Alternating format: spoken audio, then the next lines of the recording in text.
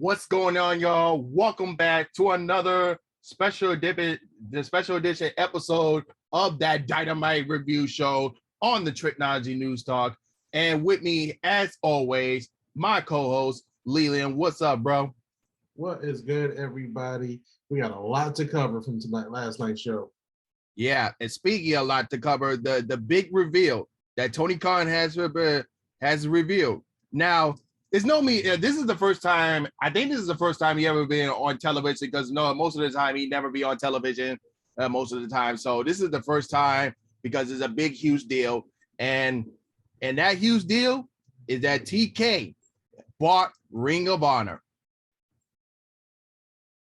That is right. AEW and Ring of Honor, two separate companies, both ran and owned now by the same man, Tony Khan, the GOAT of professional wrestling right now. Man, they said he might have spent like anywhere between $30 and $40 million for Ring of Honor. Do you think Ring of Honor was worth $30 to $40 million? I mean, for them to collaborate, the way I see it, I can see Ring of Honor being AEW's version of SmackDown. Even though AEW has Rampage, but still, just to have Ring of Honor in Tony Khan's collection, this will be like a how do I put this way? Because Tony Khan has a lot of talent. You know what I'm saying? Because a lot of the times you can't put everybody on a Dynamite, on a Rampage, and you see most of everybody on Dark. So this is kind of give everyone a chance to shine. And because I think Ring of Honor has a big show coming up in WrestleMania week. So this gives Ring of Honor an opportunity to shine and also give like AEW wrestlers to shine in Ring of Honor as well. So that's my thoughts and opinion about it. So and to be 100%, now when I hear there's a big Ring of Honor show coming up, I want to see it because I know Tony Khan is connected to it, and he's been, killing it with AEW. Not everything is great, but you got to say this company has come a long way in the last 3 years. And now they have a sister company, a Ring of Honor. And again, that's like one of the things we've been talking about. They need more time. They need more places for this talent to shine because they got so much talent. Now, a lot of people are saying, will Ring of Honor be the developmental for AEW, which is interesting because Ring of Honor really has been a developmental kind of company for a lot of the big stars that we see today in a lot of different promotions. So this is going to change the landscape a little bit, Now, Tony Khan owns the company where the Briscoes have made, a legendary status for themselves. I mean, come on, man. The possibilities are endless. How does Cody Rhodes play a part in all of this? I remember your prediction was that Cody Rhodes is going to come out saying that he's the manager or owner or whatever of Ring of Honor. So, I mean, how does he play a part? It's so much to watch. Thank you, Tony Khan, for making wrestling interesting, not only in the show, but everything that's outside of the show and the stuff we get to talk about. And I look forward to see where he takes Ring of Honor next. Speaking when you say Cody Rhodes, the way I see it, if Cody comes back, to be fair, Tony Khan can own a Ring of Honor, but let's say Cody Rhodes has control over Ring of Honor because you have TK, you have the Young Bucks that are in creative control in AEW, but to have Cody Rhodes be the creative control of Ring of Honor because I have many predictions. Maybe Ring of Honor could do the invasion that we wanted to get. That even though the WWE that was once WWF, WCW, ECW invasion was good, but it wasn't all that good. But maybe we could get a better invasion storyline if they go that route with Ring of Honor coming into AEW. Yeah, definitely some invasion. I think everyone is looking forward to an invasion storyline coming in. Some Ring of Honor legends, going against AEW, the core team right now. And I kind of saw a little bit of that last night. I don't want to jump into it, but Top Flight when they came in, or just say Dante Martin in particular, when he came out, he just had his AEW video. And I'm like, oh, like, can we see little seeds of an AEW kind of crew versus a Ring of Honor kind of crew? Yeah, and we'll get to those in a second. But the last thing I want to mention with Ring of Honor, now that Tony Khan has everything, every content library of Ring of Honor, can we? Because I know they're being talks of AEW getting their own streaming service or making a deal with HBO Max, because with that, if they decide to make it, I've been hearing a lot of rumors, and it looks like the deal could be happening. So if AEW makes a deal with HBO Max, then we can have a section with everything AEW from the past pay-per-views and shows and everything, but also with everything a Ring of Honor as well. And maybe so far later on, maybe we can have a like the live version of every upcoming pay-per-views and all that stuff. I mean, the possibility are endless. So, do you see AEW coming to HBO Max? 100%. We've been hearing about this rumor for a minute, and Tony Khan even said, even with all the content that they put out, it's still not enough for like a full streaming service. I mean, the only standard streaming service we kind of get to look at was the former WWE network, which a lot of people love. I hate that they changed it. But even TNA had their own little network for a second, and Impact had their, TNA Impact had their kind of library streaming for a second to different parties.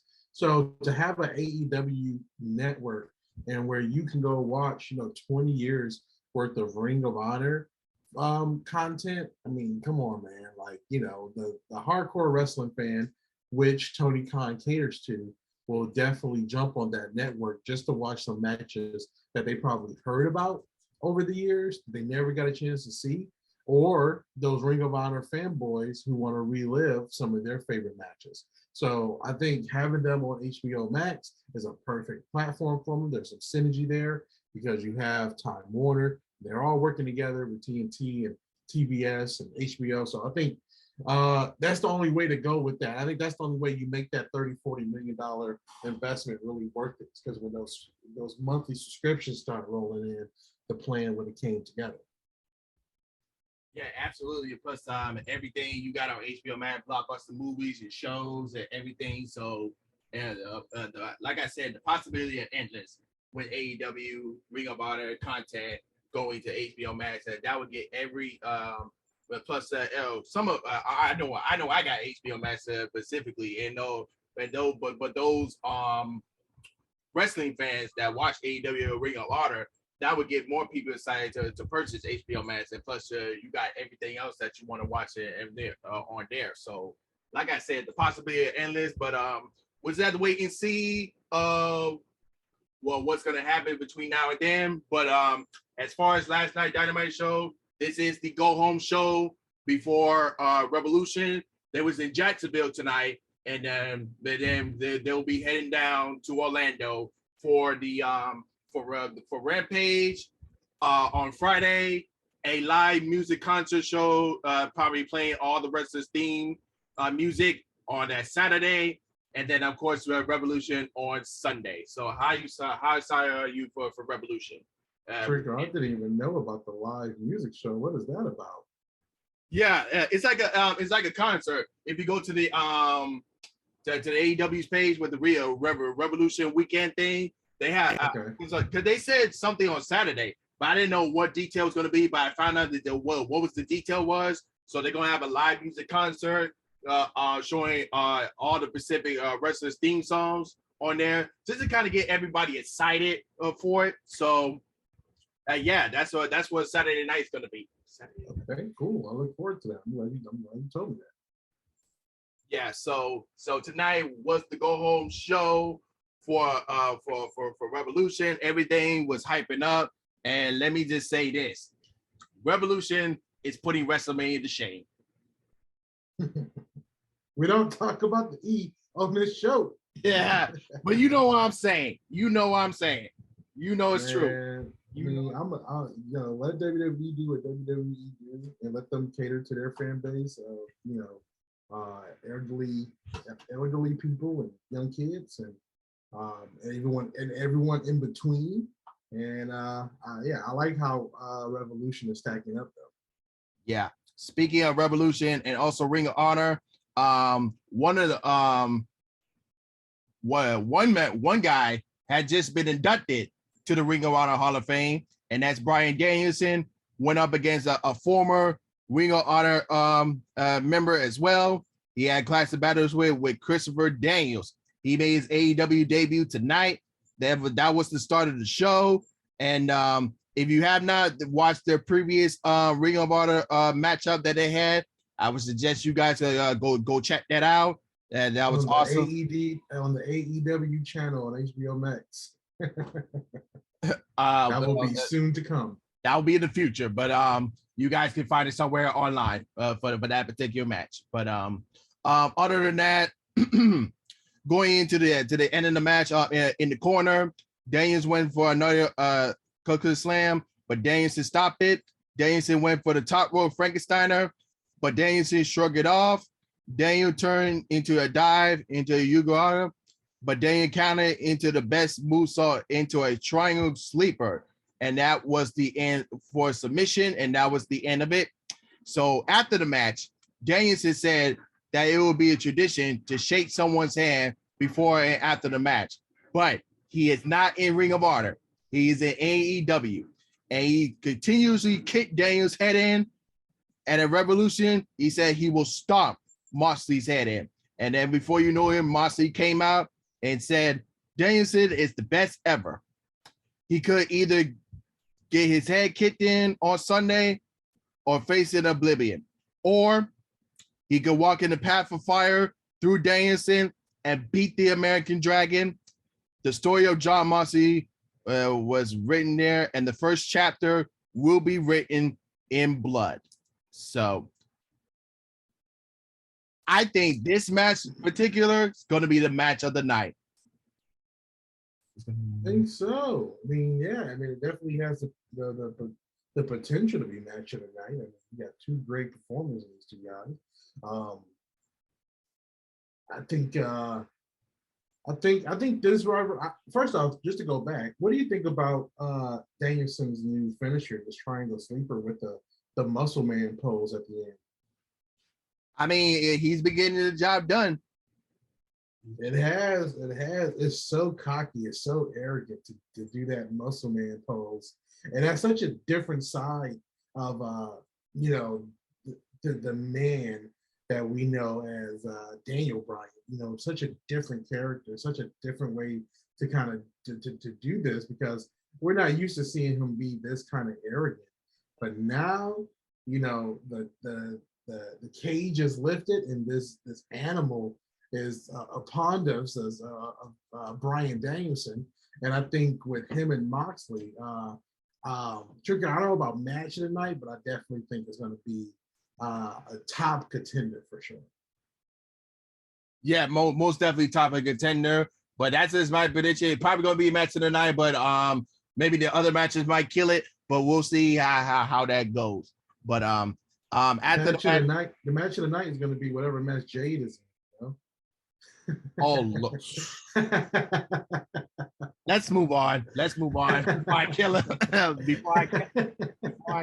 So backstage with Sting and Darby Allin, Sting said there will be repercussions or for anyone that tries to get involved in the upcoming Triple Threat TNT Championship match on Rampage.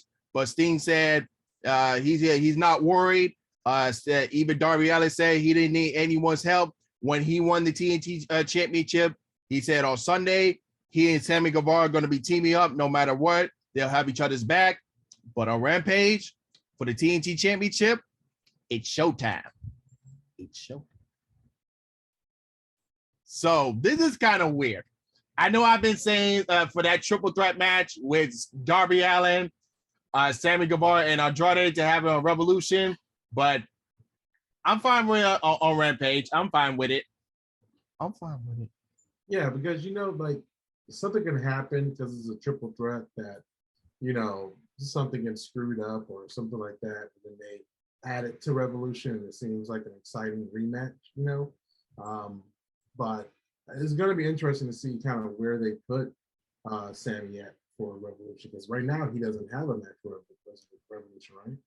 Yeah, he does. He's teaming with Sting. Oh and yeah. The Sting and Darby. Okay, gotcha. So I see what you're saying. Like instead, why not that be on Revolution, or why not the tag team match be on Rampage? Yeah, it's kind of weird, but it is what it is. But we go into the Casino Tag Team Battle Royale to determine the final entrant in that triple threat tag team championship match at Revolution. So FTR and Top Flight was the first two to enter. So everything was back and forth. So the final three teams were FTR, Top Flight, and the Young Bucks.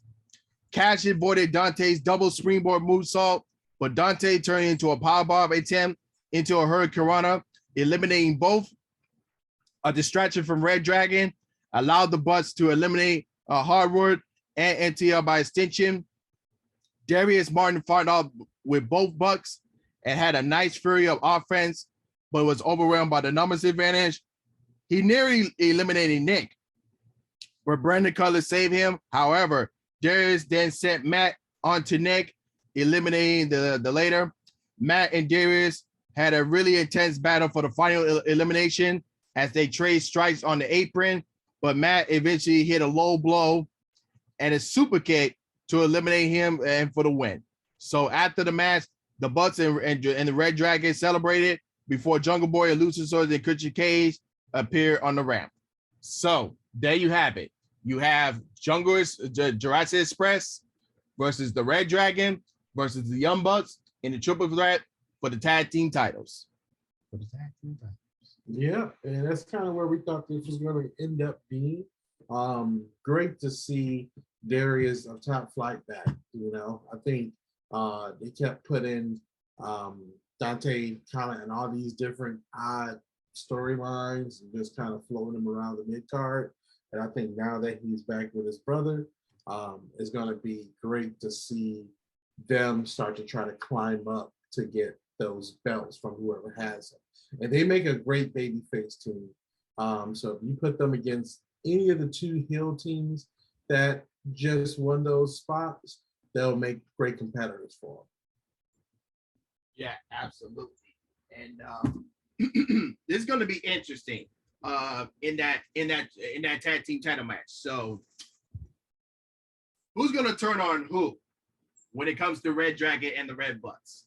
Who's going to turn on who? I think Red Dragon first. I think it's going to be one of those things where they keep trying to hit each other, but they don't hit each other, or they almost keep trying to hit each other. But I think definitely Red Dragon might get the first blow, because it seemed like they're really trying to get the heel heat on Red Dragon, and Young Bucks right now are kind of like almost in betweeners a little bit, because I feel like I'm starting to see more babyface stuff from them lately.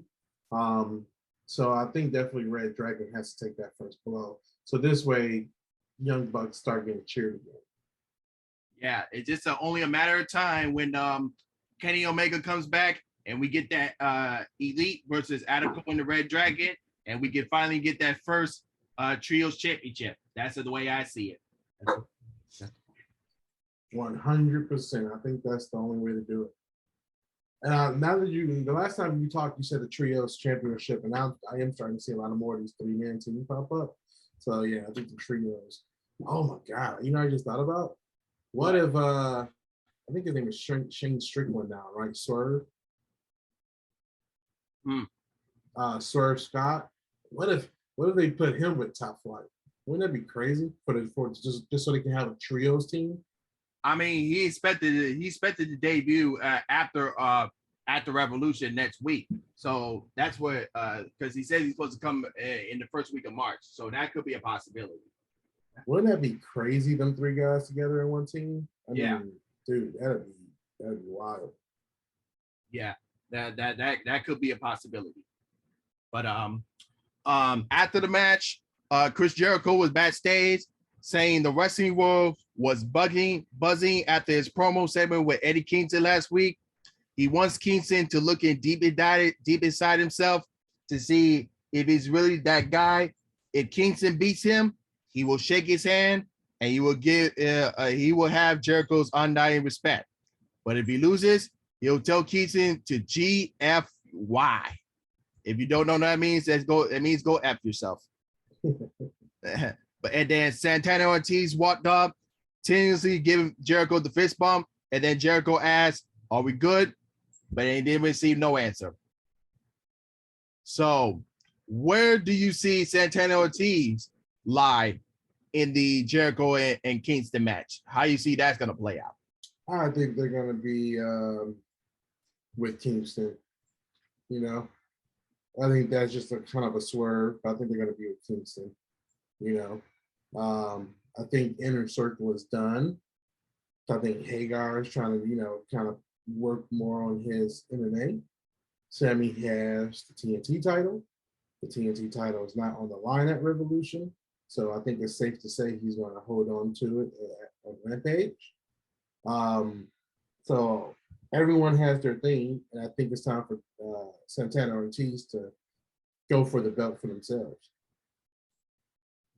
Well, we'll see how that goes. As CM Punk was in the ring, this is one of the greatest promo segments in modern history, no doubt as it is. But Punk said he woke up this morning and asked himself, "Am I the bad guy?" And he talks about what MJ had said last week. Punk had a young photo with Steve Austin that he left when he left wrestling. Punk didn't lash out a word. He see MJF done terrible things like attack Dean Malenko and assault Brian Pillman and Darby Allin's uncle. It's not Punk's fault that MJF is this way. It's nothing that he can say will change things, but he needs MJF to come out here. MJF comes out and didn't say anything. Punk said he used to be that guy, referring to his past angles that he would evolve, like Paul Bear's Urn and Jeff Hardy's Addiction. But he talked, this is about the kid at home who looks at the MJF just like he looked up to Punk. He asked himself, "Are you the good guy?" He answered, "I'm sure I'm trying." Punk extended his hand to MJF, but MJF pushed aside and went for a hug. Punk hesitated, but he eventually returned the hug.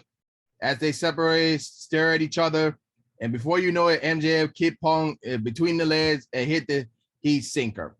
Bruh, like I said, I told you this was a trick. You can't trust that motherfucker. Man, get that shit out of it. And then, holy Trico, I know because of this show. Bruh, you know how I feel about MJF. Don't get me wrong.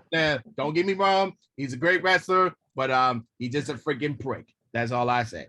But it was great, right? All right, so yeah. I got an interesting story about this segment. Oh wait, you want to finish saying what happened? Yeah.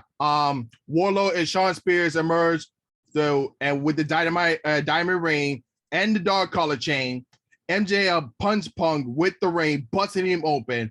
Oh my God. They even put out graphic warning when they uploaded on YouTube, graphic warning. Just that y'all know, because Punk was bleeding bad. FTR came out to run and interference on AEW security. Shawn Spears tied the dog collar around Punk's neck, and MJF grabbed the mic. You stupid old man. I am a snake. MJF said that this Sunday at Revolution, he's the devil himself. MJF hung Spears by the neck over the top rope. And then finally, Darby Allin, Sting, and Sammy Guevara ran out and forced the Pinnacle to run scared.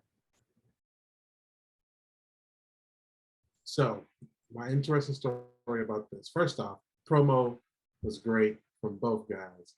This reminded me of some classic wrestling stuff, and like the MJF whole hug thing, and it just made everyone feel awkward for a moment. It was such not his character, and we all know who MJF is. Now, here's the interesting story. So last night, I picked up my nephew from the airport. He flew in from Detroit. He doesn't watch wrestling. He doesn't watch AEW.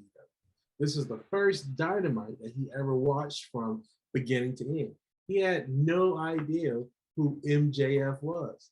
Doesn't have any clue of all the past horrible things this guy has said. So my nephew was sitting there watching it. He thought CM Punk was the bad guy.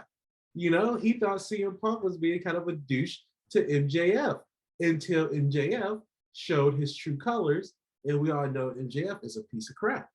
But it was great that even for that one moment, my nephew was like, he felt bad for MJF because he had no idea who he was. And then when everything else went with the way it went, and CM Punk is there bleeding now. Now he hates MJF. So it just shows that, man, great wrestling storytelling is great wrestling storytelling, and that it can hit if you do it right. And man, they did it right. Yeah, like I said, this was a great promo segment. Now you could definitely kind of see that well, with this promo alone, you could kind of hit that CM Punk might win this match, and then we could probably get a rubber match.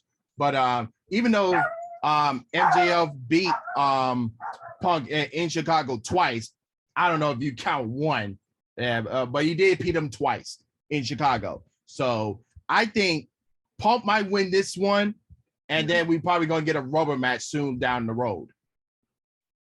Man, I don't know if I can take more of these guys, man. They're taking it to the next level.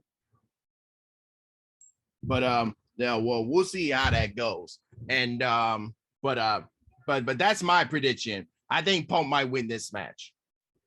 Yeah, I think for sure, because now Punk really has a lot to prove. Like now he like, man, you suckered me in, you got me. Now I just gotta lay it in.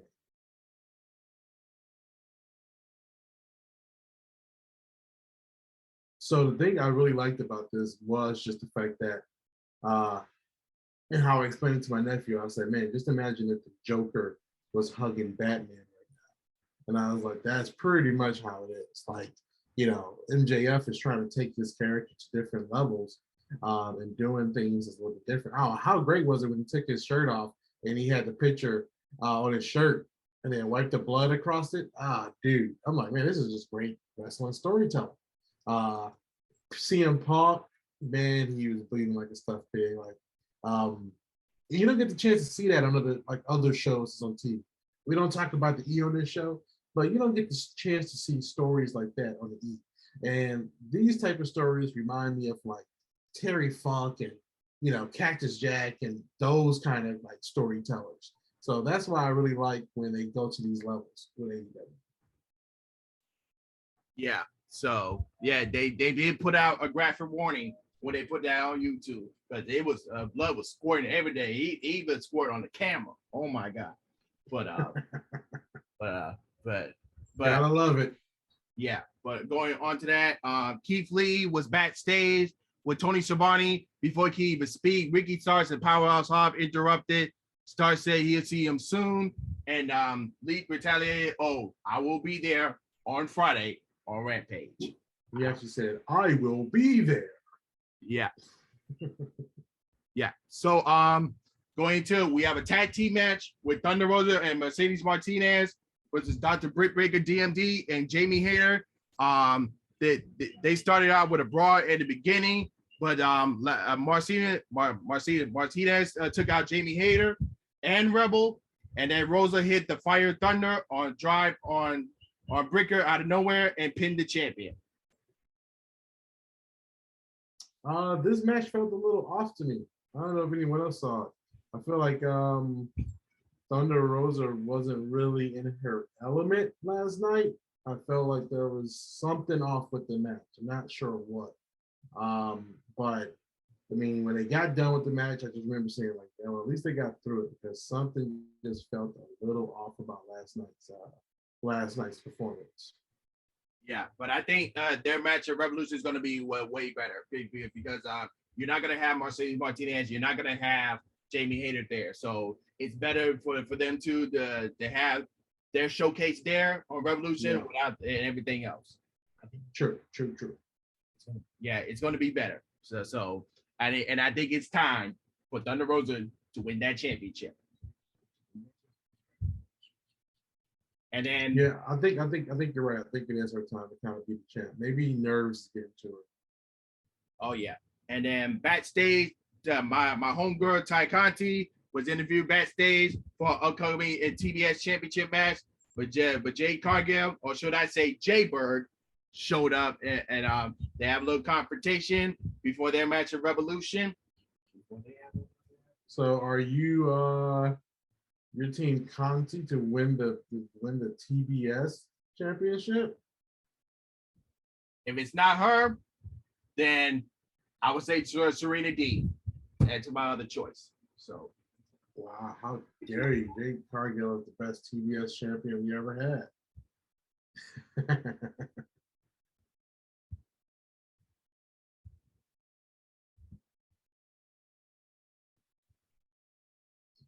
Definitely, I think Jade is going to keep it on this one. I don't think Ty Conte is ready for the belt. I think Jade is doing a good job, even with the criticism she get, and with her being green, and it just her matches. I think still she is doing a good job with the belt, making sure that it's some eyes are getting on it. oh yeah. And then what else? Yeah. Chris Stanlander and later Hirsch got a video promo. This was pretty good. Some of you don't see, but we'll get to that story in a second. But yeah. Hold on one sec.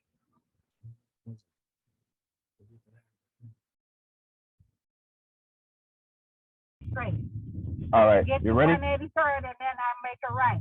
Okay, so Right. after that promo, we have a Warlow match, another squash match, as it was. Went for the 3 pop-up symphony, as it is. And then after the match, Sean Spears was going to do a chair shot, but Warlow stopped that. We had a confrontation, and before you know it, it's coming. Before you know it, that Warlow is going to get his shot on Spears, and then before you know it, on MJF as well. Yeah, that was interesting, but man, what happened after that match in the promo, that was even more interesting. We'll get to that in a second. But just a rundown on everything that's coming up soon. Especially on Rampage coming up, we have the triple threat TNT Championship match with Sammy Guevara, Darby Allin, and Andrade. And Keith Lee's going to be in action. We have Serena D 5-minute challenge. And then we have the final Face of the Revolution qualifying match with Christian Cage versus Ethan Page. And then again, going down all on the Revolution card, you already know what it is. So it's going to be a long card. Yeah. And then after that, we have a House of Black video aired. So we will skip to that. And then so MJF, Warlow, and Sean Spears were backstage. MJF says he'll let Warlow keep the TNT Championship if he wins, but not like he's going to win anyway. And Warlow practically said, oh, because you always need me to help you win your battles. And so MJF straight up slapped Warlow and threatened to fire him and put his family on the street. So I think what I see coming with this one is that Tony Khan is going to give Wardlow an official contract or something like that, where he doesn't have to rely on MJF, and then MJF is going to get his ass whooped by Wardlow. But like I told y'all before, it's coming. I told y'all it's coming. It's coming. It's a matter of when. But and then the main event of the night was the trios match between Adam Cole and the Red Dragon. Rory competed twice tonight in the Battle Royale. No, Red Dragon they didn't compete because they was already in, man. We got to saw them help the Young Bucks. Excuse me on that. But they faced Hangman Adam Page against the 2 members of the Dark Order, John Silver and Alice Rand. This was you already know this match was just about the 2 Adams, as you already know as it is. But there was a parade of big moves happening in the final moments, with Cole hitting the Uranagi on Silver and Page leveling Cole with a lariat. Reyes tapped in but ran into the super kick before the boom gave Cole for the win. And then after the match, the heel beat down the baby faces, but Page fought off everyone and set up the buckshot on Cole. But Fish kicked out of the Page ankle, and Cole beat him down. Red Dragon then duct tape Page onto the ropes and forced him to watch as they hit Silver with a high long, and Reyes and Panama Sunrise. Cole kicks super kick Page and whacked him with the belt to close the show. This was a great match, great way to lead into Revolution. I'm not sure if Adam Cole is going to win it from Page. It doesn't feel like it's that time. And usually with AEW, sometimes you can kind of feel when it's that time. Not sure it's that time yet. So wait, you're saying Cole's going to win? I'm saying Page is going to win. Oh, I'm about to say, because I heard Cole for a second. Yeah, I was saying, I'm not sure if this is Adam Cole's time to get the belt. Yeah, like I said before, because they had to wait about. Don't worry, folks. Adam Cole's going to be champion. Don't worry. But right now, I think they just setting up, like I said before, the Elite versus Cole and the Red Dragon. That's what they set it up for. So and he's the BTE champion, so there you go. Yeah, there he is. And like I said before, they're setting that up, and I do expect that to happen at Double or Nothing. That's my prediction. Yep. I feel like that'd be a good space for it. But yeah, Page just got the belt, so it's not time for him to say goodbye to it yet. Man. I'm still enjoying his reign. And another question: where do you see Jay White coming in? Where do you see Jay White? I don't know. Jay White might be Ring of Honor bound. Yeah, yeah, I agree. I'm not too familiar with Jay White work. I don't watch too much New Japan, so I watched the match, with Page. He looked pretty good, but I gotta get to know him. So yeah, this is gonna be very interesting. The card is looking good, and we're gonna have our predictions on the Respect the Combat page. So expect to see our predictions there on the Facebook page on the Respect the Combat podcast. So expect to have our predictions there for the rest of the card. This is going to be very interesting. Like I said before, on the Revolution weekend, you have the Red Page on Friday, the live music concert on Saturday, and then the Rage Revolution pay-per-view on Sunday. Look like it's going to be a good weekend for AEW, and yeah, I'm going to be having a little watch party at my crib, and I'm sure we're going to be doing a review show that Monday for Revolution. Oh, yeah. So anything else before we wrap up? No, man. I think match of the night is going to be that CM Punk and MJF match. That's what I think is going to be match of the night. That collar match is going to be something. Oh, yeah. And if in case y'all didn't know, the world title match is going to be the main event. So that's all y'all need to know there. But we'll have to wait to see how everything else is going to come into order. But other than that, he's Leland, and I'm Trico, and we're signing off. Peace.